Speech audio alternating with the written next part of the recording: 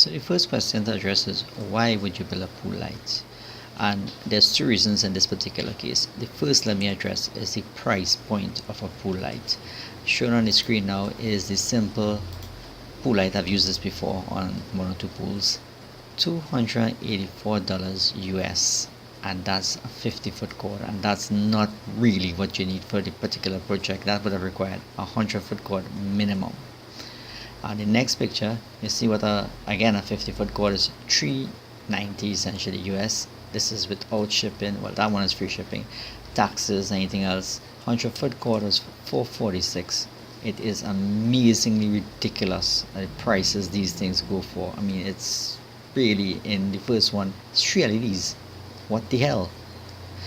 Anyway, the second problem in this particular case was that this light was meant to illuminate a fountain, which means it had to fit around the base of the fountain, or you need several lights obviously. And all these lights I'm showing here is lights for in wall. They're not actually meant to rest on the floor. To even find something like that by itself is something that rests on the floor, illuminates upwards, and goes around a fountain. Yeah, good luck finding that. So the first picture of the device here shows the installation, how it was fabricated. The advantage of being plexi, it's clear, so you just rest it on a piece of paper, you draw out your pattern you needed, and stick the relevant pieces. Those stick with a silicone based glue, and they just stuck lightly on, so it has something to work with. In terms of solder, it doesn't move, it keeps it in one position.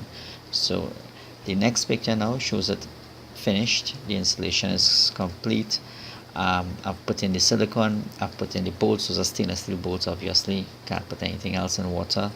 And it does show a lip made dodgily, I must add, dodgily, with wire, and that wire is fairly thick insulation on it, and it was the easiest thing I could have found. Clear PVC tubing would have been ideal, but didn't have the chance to go and get that. So I used this, didn't go through the detail of making this nice and neat like I normally do. The intention of the wire was to dam the silicone, keep it back from coming into the cavity where I have the LEDs. And the reasoning is that the LEDs themselves are a little bit, they're going to get diffused. The light is going to get restricted because of the silicone. So the intention was really to avoid putting silicone in that cavity, and that's essentially the reason behind putting that together. And there's a loop of wire and the inside also. The silicone's all pressed in. Basically, dab the silicone, tighten up the bolts, compress the whole thing, and put it in. And this is a back view of it. Same thing. These are ribbon ribbon lights, LEDs, and in every 3 LEDs they had a resistor, so it was 3 LEDs together, which makes sense. It's 3 point something volts, so right, 12 volt system. If you go 4 dodgy, you're not going to get it. So 3 volts by 3, 9 volts, plus the drop over the resistor. This shows the device installed on the site, right? And as you can see, well, we had to use PVC coming up because it only came with a certain amount of copper. And right, so the process is, hole is big enough to fit over the dome on top. It drops straight down and it fits down on the ground. If you look very carefully on the upper left hand corner, you could kind of see the wire trailing off. It's nearly invisible because the wire itself is silver, and the hose, the cord use is a clear tubing, so clear housing, so you're not going to see that much. The next picture shows it illuminated daytime, so it's not too bad. It's getting to evening. You could see the sun setting on the plume of water. The water is balanced to give you a nice plume. If you do it a little too much, it gets really wavy, so that's balanced. And the next shot shows it nighttime. Again, there's a lot of reflection from the lights around, and you don't really get a nice picture of it alone because the whole place was never really meant to be, without any illumination. So you'll get the perfect view with this, just that light alone, but that's not really feasible. This is a kind of top view at it, which is what I use at the intro, and essentially that's it in operation.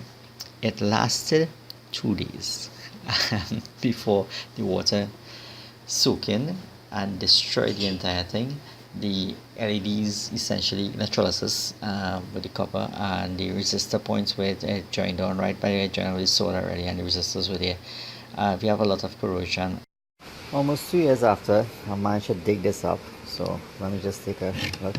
As you can see, this is 1/2 inch plexi, pretty solid.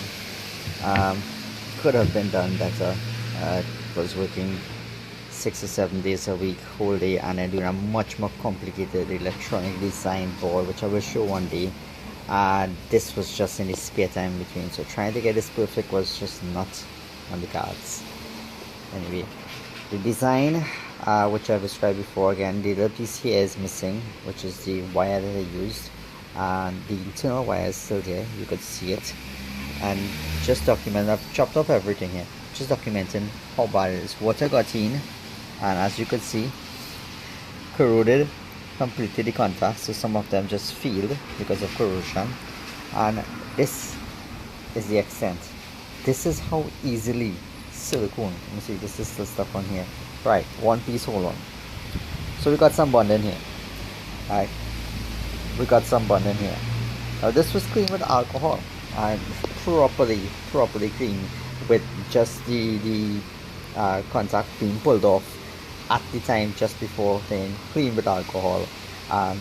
Look how nicely it came off of this one completely. I mean, it's nice smooth surface, but it sucks.